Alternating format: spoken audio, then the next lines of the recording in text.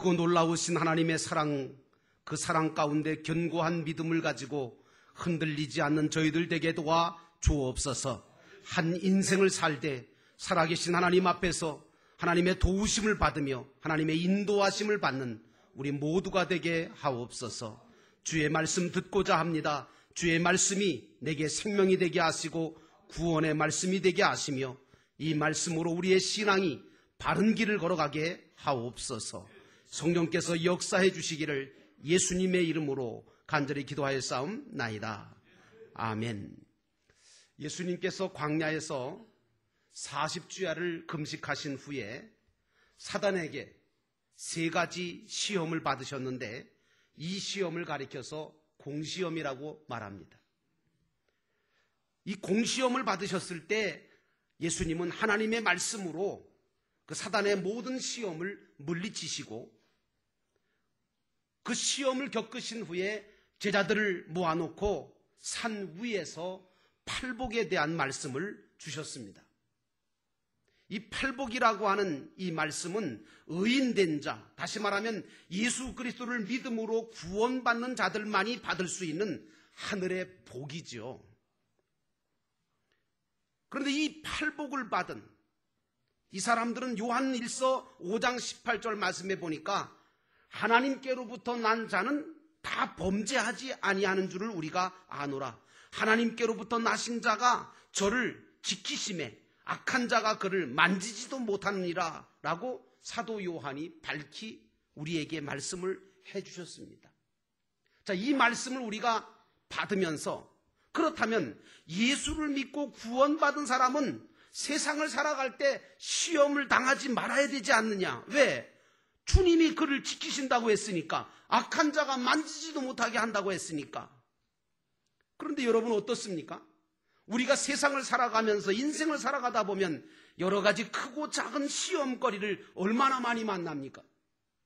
어느 때는 물질 때문에 시험에 들고, 어느 때는 환경 때문에 시험에 들고, 어느 때는 사건과 문제 때문에 시험에 들고, 어떨 때는 질병 때문에, 어떤 때는 사람 때문에 시험을 받게 되지 않습니까? 그래서 이 시험 때문에 또 우리가 원망이나 불평하거나 아니면 하나님의 사랑을 의심하는 죄를 범하게 되는 것을 우리가 느끼면서 도대체 왜 하나님은 시험에 들게 하시나? 이거 혹시 내가 하나님의 자녀가 된 거 아니지 않는가? 하나님께서 나를 버리시지 않았나? 사랑하시지 않는 거 아닌가? 하는 신앙적인 회의감이 들 때가 솔직히 있잖아요. 그러나 여러분, 이런 것들이 왜 이런 현상이 일어나는가 하면 바로 시험이라고 하는 것에 대해서 잘못된 생각을 가지고 있기 때문에 생기는 현상이다. 오늘 예수를 믿어서 하나님의 자녀가 된 저와 여러분들은 결코 정죄함이 없다고 성경은 이야기하고 있습니다. 이 말은 죄로 인해서 영원한 멸망을 당하지 않는다는 말씀입니다. 왜냐? 예수님께서 이미 사단의 시험을 이겨놓으셨고 십자가로 인해서 모든 죄를 사해 주셨으며 사단이 주는 공시험들을 해결하시고 이겨놓으셨기 때문에 우리는 그 공시험으로 인해서 멸망당하는 그런 멸망은 당하지 않는다는 겁니다. 그러므로 예수를 믿는 자에게는 영원한 저주나 영원한 멸망은 없다는 얘기죠. 그러므로 이제 저와 여러분들은 이 말은 반대로 이야기하면 이 세상을 살아가면서 저와 여러분이 당하는 모든 시험들은 우리를 멸망시키거나 파괴시키거나 지옥불에 들어가게 만드는 공시험이 아니라 도리어 우리를 영광스럽게 만들어주고 훌륭하게 뛰어나게 만들어줄 뿐만 아니라 금과 은과 보석으로 신앙의 집을 짓도록 만들어주는 사시험이라고 하는 사실을 깊이 깨달으시기를 주의 이름으로 축원합니다. 그러니까 하나님은 좋은 거 주신 거예요? 나쁜 거 주신 거예요? 네, 답이 나왔어요. 그래서 야고보서 1장 2절에 야고보 기자는 뭐라 그러죠? 형제들아, 너희가 여러 가지 시험을 만나거든 온전히 어떻게 하라고요? 기쁘게 여기라는 거예요. 그러면서 이는 너희의 믿음의 시련이 인내를 만들어내고 조금도 부족함이 없게 하려 함이라고 말씀하고 있습니다. 그러므로 우리의 믿음이 온전한 믿음으로 나아가면 여러 가지 시험을 만났을 때 그 시험에 빠지거나 넘어지는 것이 아니라 오히려 하나님께서 이 시험을 통해서 나에게 무엇을 주실까 하는 기대감을 갖게 되고 이 시험을 통해서 하나님이 주실 좋은 것들을 바라보면서 기뻐하고 감사할 수 있어야 되지 않겠습니까? 그런데 대부분 우리의 모습은 그렇지 않습니다. 저부터도 얼굴색이 달라져요. 대부분의 우리 모습은 전혀 그렇지 못해요. 왜? 시험을 만나면 기뻐해야 되고 감사해야 되고 믿음으로 그 시험을 통과해야 된다고 하는 건 머리로는 알고 있어요. 그런데 오히려 그 시험거리가 오면 시험에 빠져서 원망하고 불평하고 한숨을 쉬면서 뭐라고 하느냐 하면 왜 하나님 나에게만 이런 슬픔과 아픔이 찾아왔습니까? 왜 다른 사람은 괜찮은 것 같은데 왜 내가 믿으려고 하고 내가 기도하려고 하고 내가 그래도 하나님의 자녀라고 하는데 왜 나한테 이런 시험 저런 시험이 옵니까? 하고 낙심하고 절망할 때가 얼마나 많습니까? 여러분 근데 말이죠. 만약에 여러분들이 사랑하는 자녀에게 부모가 좋은 걸 줬다고 합시다. 부모가 볼 때 좋은 거예요. 그런데 그걸 받아든 자녀가 그걸 받고 기쁜 표정을 짓기보다는 슬픈 표정을 졌다고 합시다. 또 어떤 자녀는 왜 이런 걸 쓸데없는 걸 줬냐고 원망한다고 합시다. 그러면 부모님들의 마음이 어떨 것 같아요? 답답하겠지요. 안타깝겠지요. 아마 화가 날지도 몰라요. 하나님도 똑같아요.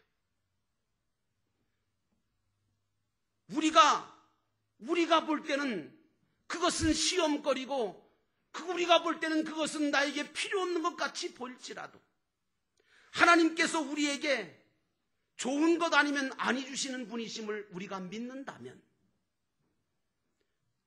그래서 정말 그 시험을 통해서 하나님이 원하시는 우리의 믿음을 가질 수 있다면 얼마나 좋겠습니까? 자, 그렇다면 우리가 시험이 올 때에 원망과 불평에 절망에 실망에 빠지지 않기 위해서 할 수 있는 일이 무엇일까?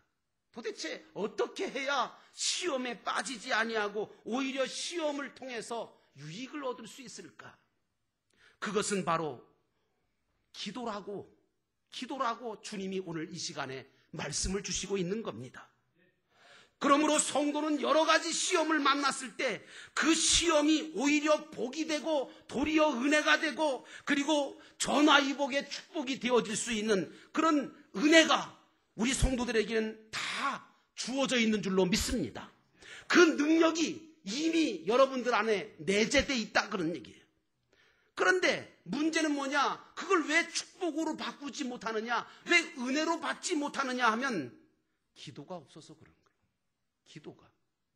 그러므로 성도는 반드시 해야 할 일이 뭐냐? 기도하는 일입니다.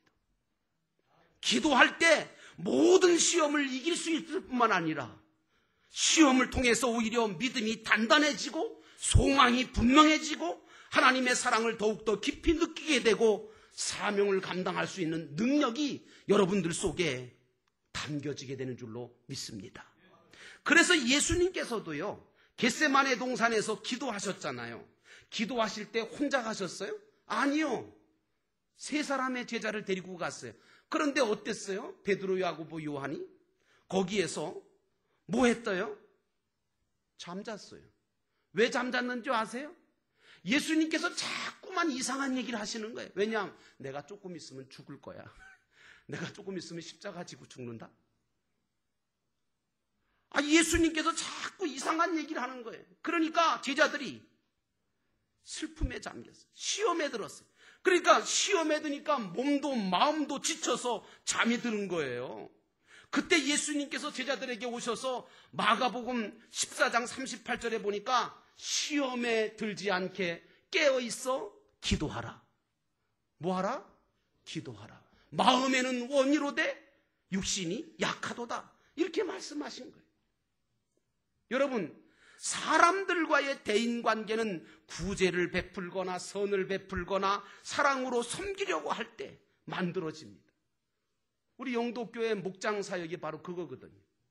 서로 삶을 나누고 사랑으로 섬기려고 할 때 사람과의 대인관계는 좋아지게 돼 있어요. 화목해지게 돼 있어요. 천국이 만들어지는 겁니다. 그런데 하나님과의 대신관계는 뭘 통해서 만들어지느냐? 오직 기도를 통해서만 회복되고 만들어지거든요. 그래서 우리 믿는 사람들은요, 기도를 잊고 살면 안 돼요. 제발 부탁인데 기도 좀 잊지 마세요. 그래서 우리 찬양하잖아요. 기도는 우리의 안식 빛으로 인도하리.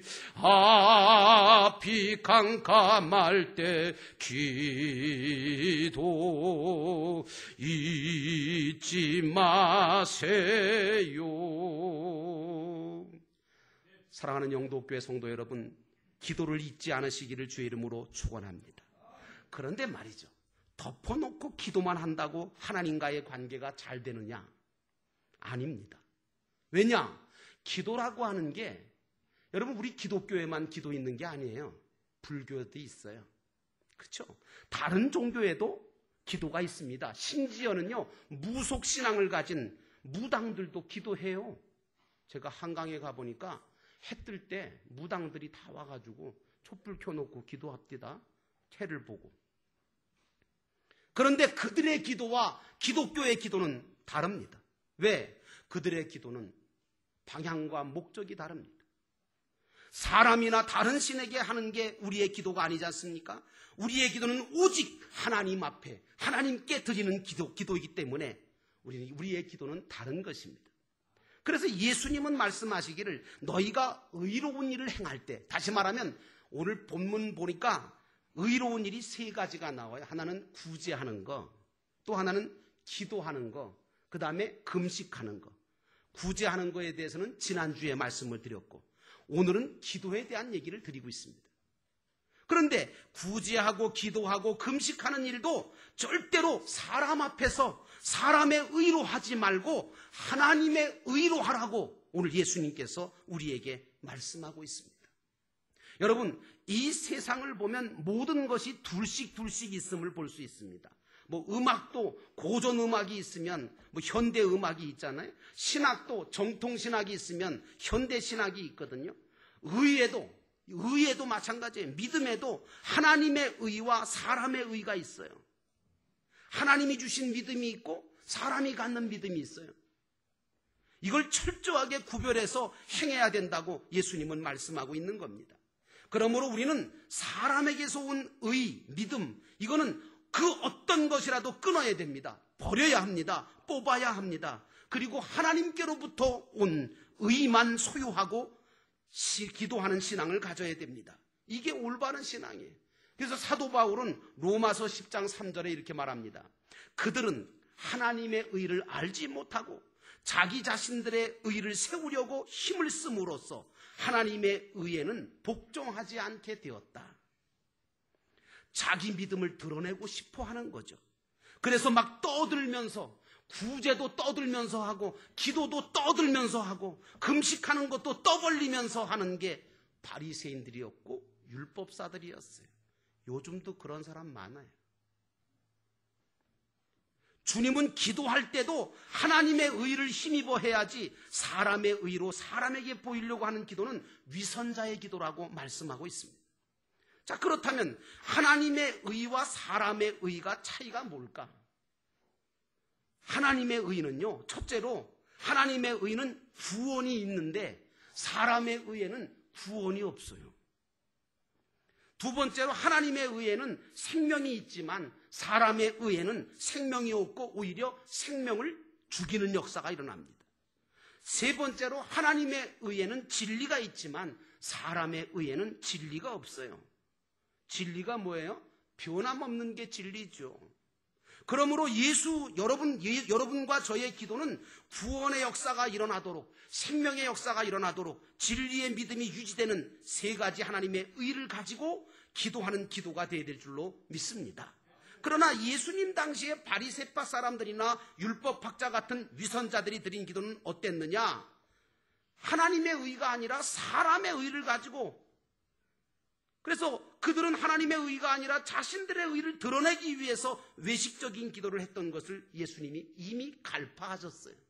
그들의 기도를 보면 첫째로는 사람 들으라고 하는 기도였어요. 우리 기독교인들은요, 모든 기도는 하나님이 들으시라고 하는, 하나님이 들으시는 기도를 드려야 될 줄로 믿습니다. 그래서 기도할 때 하나님을 향해서 기도해야 합니다. 에스라 선지는 기도할 때에 무릎을 꿇고 하나님 여호와를 향하여 손을 들고 기도했다고 스가랴 9장 5절에 말하고 있습니다. 우리 기도가 사람을 기쁘게 하거나 사람을 즐겁게 하거나 사람이 듣도록, 사람이 알도록, 사람의 마음에 감동이 되도록 하는 기도가 되어서는 안 되고 하나님의 마음을 움직이는 기도가 되어야 될 줄로 믿습니다. 두 번째, 그들의 기도는 자기를 위해서 기도하는 거예요. 남을 위해서 기도해 본 적이 없어요.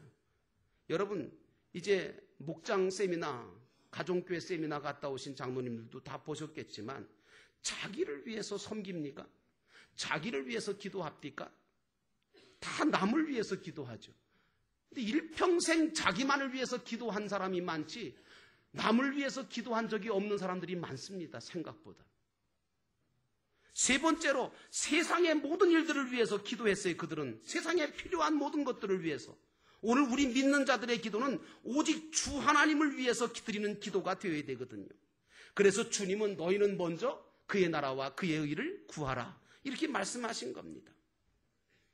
어떤 분들은 여러 사람이 있는 데서 막 떠들면서 온몸을 흔들면서 손을 들고 기도 소리를 크게 하면서 기도해야 기도가 잘하는 것 같은데, 그래서 모든 사람들이 저분 참 기도 많이 하시는 분이고 은혜가 넘치는 분이다 이렇게 생각했는데, 이런 분이 혼자 있을 때는 전혀 기도가 안 되는 거예요.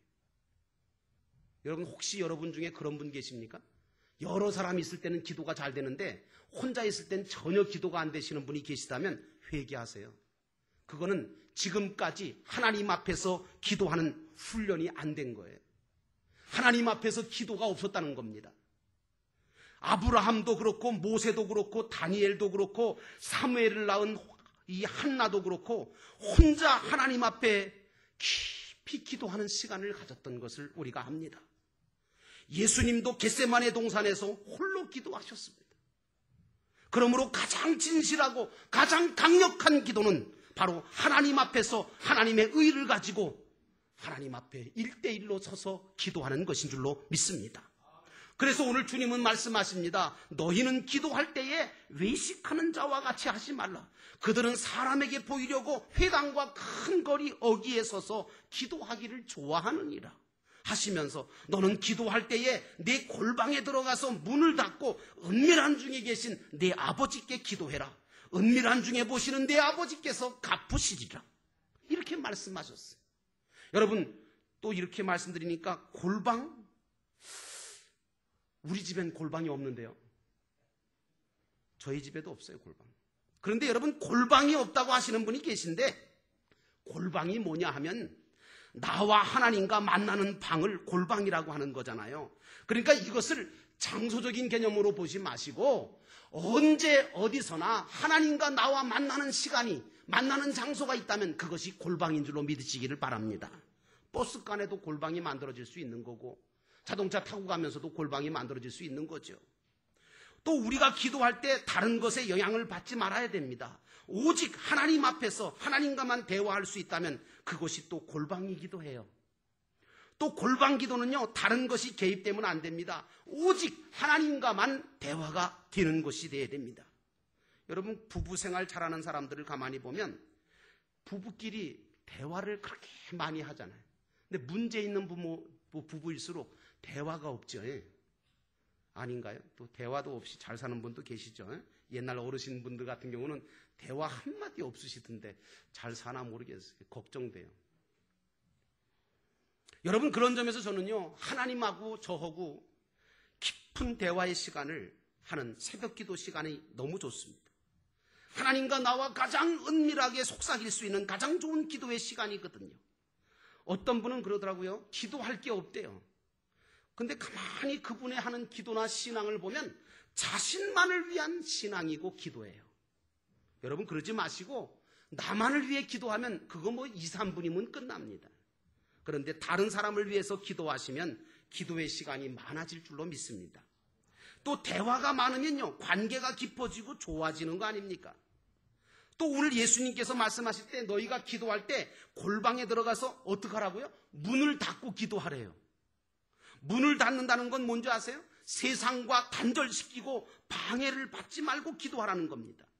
여러분 기도 시간에 눈을 감고 기도하시죠? 혹시 눈 뜨고 기도하시는 분 계십니까? 어떤 분 보니까 기도하자 그러니까 눈 뜨고 두리번 하시더라고요. 저는 못 봤는데 누가 봤대. 그러지 마세요. 우리가 기도 시간에 왜 눈을 감는지 아세요? 보이는 것에 방해를 받지 않으려고. 보이지 않는 하나님을 바라보기 위해서 우리가 눈 감는 거 아닙니까? 또 예수님은 이렇게 말씀하시죠. 은밀한 중에 보시는 내 아버지께 기도하라고 말씀하십니다. 물론 뭐 대중 기도를 하거나 대표 기도를 하실 때는 예외지만 진짜 참된 기도는요, 하나님만 들으시도록 하는 기도가 되어야 됩니다. 어떤 분은 은밀한 골방 기도 시간에 혼자 떠들면서 기도해가지고 다른 분들의 기도에 방해를 주시는 분이 계신데, 그래서 막 자기 믿음이 굉장히 큰 것으로 착각들을 하시는데, 이건 올바른 신앙도 아니고 올바른 기도도 아닙니다. 만약에 남의 기도에 내 기도가 방해될 것 같으면요, 하나님 앞에 아무리 부르짖어도 괜찮을 그런 자기를 찾아서 혼자 하나님 앞에 눈물 뿌리며 부르짖어 목이 쉬도록 기도하시기를 부탁을 드립니다. 이제 우리는요, 예수님께서 하신 말씀대로 사람에게 보이려고 기도하지 말고 골방에 들어가서 문을 닫고 은밀한 중에 계시는 하나님 앞에 기도하는 기도 생활을 통해서 하나님과의 관계가 회복되어지고, 아울러 그러므로 여러 가지 시험이 많은 이 세상 속에서도 시험을 이기고 오히려 시험을 복이 되게 만들고 은혜가 되게 만들고 거기에서 기적과 변화를 체험하는 기도의 응답자가 되시기를 주님의 이름으로 축원합니다. 기도하겠습니다. 오늘 이 시간 다 같이 말씀을 기억하면서 주님, 이렇게 기도하라고 하시는 주님의 말씀을 우리가 받습니다. 주님, 오늘도 우리가 은밀한 중에 보시는 하나님 앞에 골방의 기도를 드릴 수 있게 하시고 하나님과 나와의 관계를 온전하게 만들어가는 우리 모두가 되게 하옵소서. 우리가 걱정과 근심과 무거운 짐이 많은데 주님 앞에 맡기지 못했습니다. 주님 앞에 아뢰지 못했습니다. 이제부터는 주님 앞에 끊임없이 아뢰고 끊임없이 기도하는 저희들 되게 하옵소서. 이 시간 잠깐 동안 말씀을 기억하면서 함께 기도하겠습니다. 하나님 아버지,